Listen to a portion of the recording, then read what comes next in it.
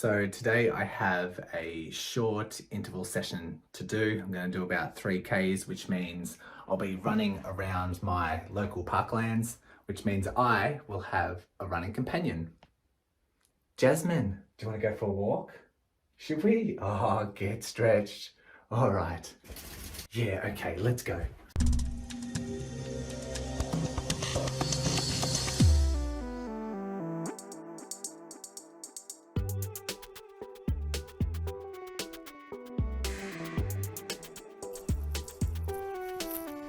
So my local parklands is a 3K loop, which means for today's session, I'm going to do one really slow K, 1 kilometer just a little bit faster, and then trying to run one of my fastest kilometers.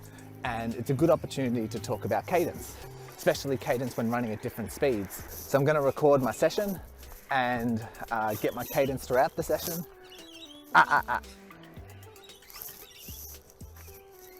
They're going to head back into the office, look at the data, and then talk about what the science is around cadence at different running speeds.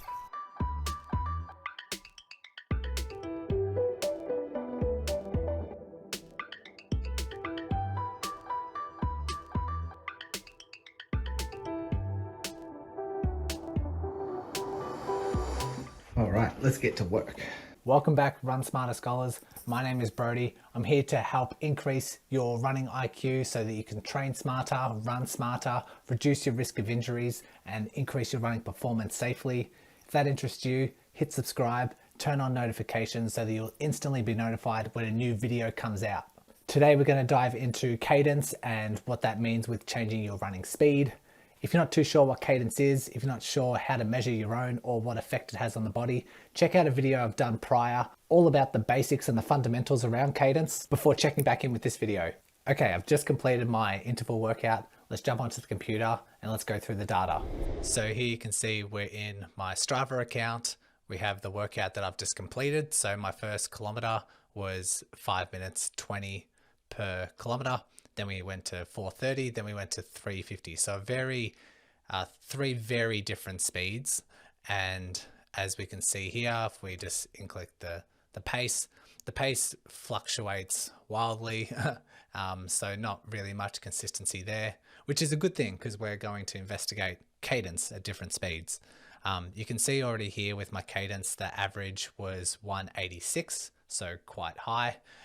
And if we compare that throughout the workout, you can see that the cadence itself is fairly consistent throughout the run. So even though I'm running at a slower speed, so my slowest was probably about, around I think I might have stopped there to throw Jasmine a stick, but about 5:30 pace, you can see that my cadence is about 180, still probably 170. And then as we get into the higher ranges, as we start running quite fast, you can see that it's probably around 190, high 180s on average compared to probably low 180s at the slower speeds.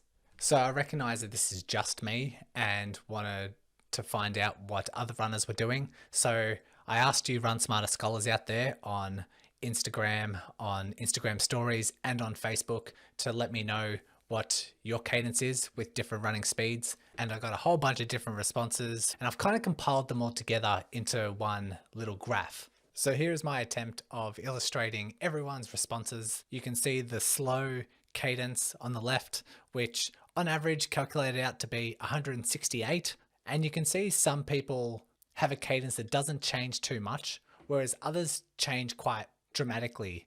I calculated the average of the running fast cadences and it turned out to be 190. So the responses that I find most interesting are the ones that fluctuate quite wildly. Like you can see here on one of these Facebook responses that a recovery run is around about 165 for this individual, but during say a 5K pace, you can see that their cadence tops up at around about 192. And you can see below it another response, someone's easy run can have a cadence as low as 155, but then during a fast run spikes up to 184. Now what we really want to know is it okay to have a wildly fluctuating cadence? Is it a good or a bad thing, or if it's just indifferent? So I think the next step is to dive into a bit of the research to see what that shows before diving into something a little bit more practical. So there was a study done by Tim Dawn and colleagues, and the title of the paper was Muscular Strategy Shift in Human Running, Dependence on Running Speed on Hip and Ankle Muscle Performance. And they mainly talk about the force requirements for different muscles running at different speeds. But they also had a look at cadence and stride length when it comes to different speeds as well. And so I've extrapolated the data from this and put it into a little bit more of a visual graph. And we'll talk through that particular graph now. So this is the data gathered through that paper.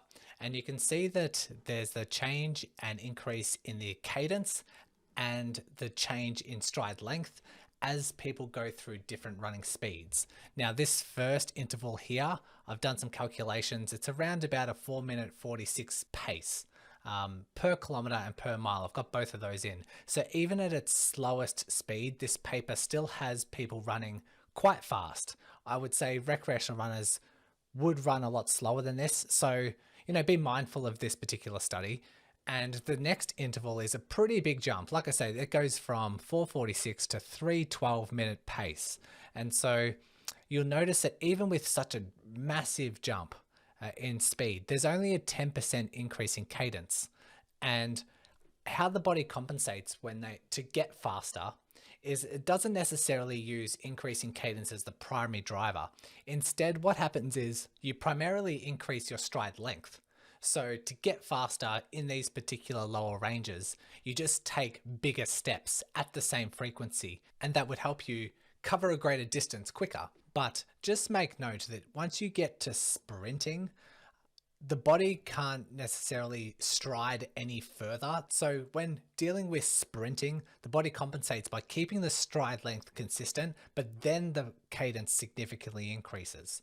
So you could see that cadence doesn't necessarily change too much. What does change quite a lot is the stride length. So if going off this Dawn paper shows that our cadence shouldn't really be significantly changing, why does it happen with some runners and not others? I'll talk about that when I'm on the treadmill, but before I do, I'd love to know your differences from running slow to running fast, and you can do that by leaving it in the comments section. On top of that, if you have any other questions to do with cadence, particularly around changes in cadence and speed, be sure to add that into the comments section as well. I'll be happy to answer any questions that you have. I'll jump onto the treadmill and we'll try and come up with some answers to uncover if it's okay to have such a wide fluctuation in running cadence. So one reason why we care about cadence so much is because it correlates with efficiency, and we want to become efficient because it increases our performance and makes you more efficient with the loads that are placed on your body so that you can reduce your risk of injury. I said last episode that a healthy cadence range for most is between 165 and 185. And I worry about some runners that when they are running slow, that their cadence drops outside of that range and it drops below 165. And I want to illustrate my concerns by testing out myself. So on the treadmill, I'm going to run at a slowish speed. So I'm going to set it to 10 Ks per hour. And then I'm going to set the cadence for 155. So outside of that healthy range. And I'm also going to set it within that healthy range at about 180. And then we're going to have a look at a side-by-side comparison to try and illustrate my point. So one thing I worry about when people are running slow and they run with a really low cadence is I worry that they are just really sloppy, running really inefficient. There's a lot of moving parts. You can notice that their knees bend a little bit more, their hips, they drop a little bit more, and they're just wasting a lot of energy. They're taking up a lot of energy with those unnecessary movements. So you can probably see with this cadence running at about 150 is that it's less mechanically efficient. There's a lot more moving parts. It's a little bit sloppier. And you compare that to if someone's running at a higher cadence, you can notice that they're a little bit stiffer. We call it like a stiff spring because a stiff spring is more mechanically efficient. So you can see even if you're running slow, you can still run with quite a higher cadence and try and maintain some of that spring efficiency. So I've got a couple of action items for you after watching this video. You can go back through your workouts and analyze the different cadences that you have. Have a look at your cadence during your slow runs compared to your long runs. Analyze the difference, and it may warrant a change. It may warrant an increase in your cadence if there are two conditions once you've done your analysis. Number one, if running at a slow speed drops your cadence lower than 165, this might indicate that you're running sloppy and inefficient like described before. So you might want to increase the cadence if you fall within that condition. Number two, if you're comparing your slow run to your fast run, say at a 5K pace, and the difference is greater than 10%, this again might warrant change for increasing your cadence. If this is the case, during your slow runs, bump up the cadence so that both of those extremes fall within about 5 to 8% of one another. If you find that your cadence is low and you're looking for tips and tricks to try and increase your cadence, I've created another video to try and help you out. So go check that out. I'll include the link in the description below. And remember, every new insight brings you one step closer to your next running breakthrough.